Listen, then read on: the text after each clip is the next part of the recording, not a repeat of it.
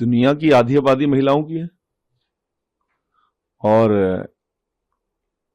उनको सशक्त करना, एम्पावर करना हमारी सबसे बड़ी जिम्मेवारी बनती है। बेटी बचाओ बेटी पढ़ाओ अभियान मोदी जी ने चलाया। आज जो पूरे देश के अंदर लिंगानुपात घट रहा था तो वो आज बराबरी पे लगभग आया है। उनकी शिक्षा की चिंता करना हमारी जिम्मेवारी बनती है। और doctor B are Ambedkar ji ने संविधान के अंदर महिलाओं को जो विशेष अधिकार दिए, बराबरी का अधिकार दिए, उनको बराबरी पर लाना सभी की जिम्मेवारी बनती है। सरकार चाहे किसी की भी हो, इतने सालों तक उसको बराबरी पर नहीं ला सके, ये उन लोगों का जिन्होंने राज किया उनकी सबसे बड़ी कमजोरी रही है। अब स्पेशल सेशन बुलाकर देश के प्रधानमंत्री जी और माननीय लोकसभा के हमारे स्पीकर सर इस बिल को पास कराने का प्रयास कर रहे हैं।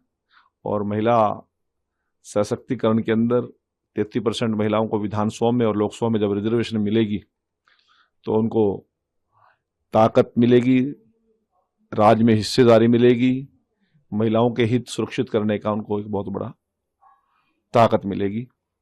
इसलिए यह महिला सशक्तिकरण बिल जब पास हो जाएगा, महिलाओं को आरक्षण का लाभ मिल जाएगा तो एक बहुत बड़ी चेंजेस भारत के राजनीतिक इतिहास के अंदर होगी।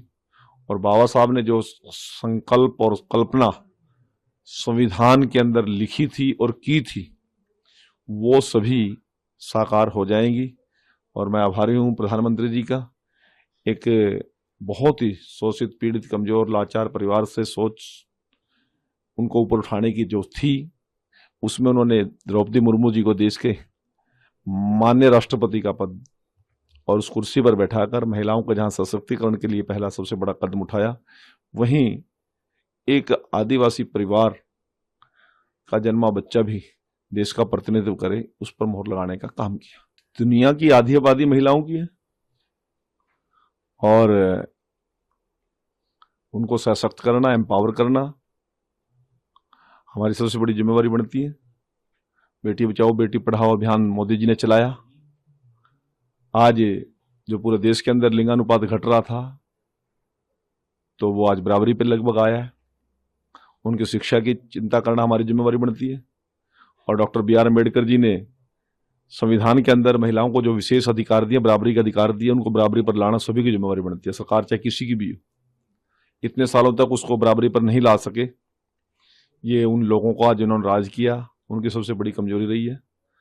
अब स्पेशल सेशन बुलाकर देश के प्रधानमंत्री जी और माननीय लोकसभा के हमारे स्पीकर सर इस बिल को पास कराने का प्रयास कर रहे हैं। और महिला सशक्तिकरण के अंदर 33% महिलाओं को विधानसभा में और लोकसभा में जब रिजर्वेशन मिलेगी तो उनको ताकत मिलेगी, राज में हिस्सेदारी मिलेगी, महिलाओं के हित सुरक्षित करने का उनको एक बहुत बड़ा ताकत मिलेगी। इसलिए यह महिला सशक्तिकरण बिल जब पास हो जाएगा, महिलाओं को आरक्षण का लाभ मिल जाएगा तो एक बहुत बड़ी चेंजेस भारत के राजनीतिक इतिहास के अंदर होगी। और बाबा साहब ने जो संकल्प और कल्पना संविधान के अंदर लिखी थी और की थी वो सभी साकार हो जाएंगी। और मैं आभारी हूँ प्रधानमंत्री जी का। एक बहुत ही शोषित, पीड़ित, कमजोर, लाचार परिवार से सोच उनको ऊपर उठाने की जो थी, उसमें उन्होंने द्रौपदी मुर्मू जी को देश के माननीय राष्ट्रपति का पद और उस कुर्सी पर बैठाकर महिलाओं को जहां सशक्तिकरण के लिए पहला सबसे बड़ा कदम उठाया, वहीं एक आदिवासी परिवार का जन्मा बच्चा भी देश का प्रतिनिधित्व करे, उस पर मोहर लगाने का काम किया।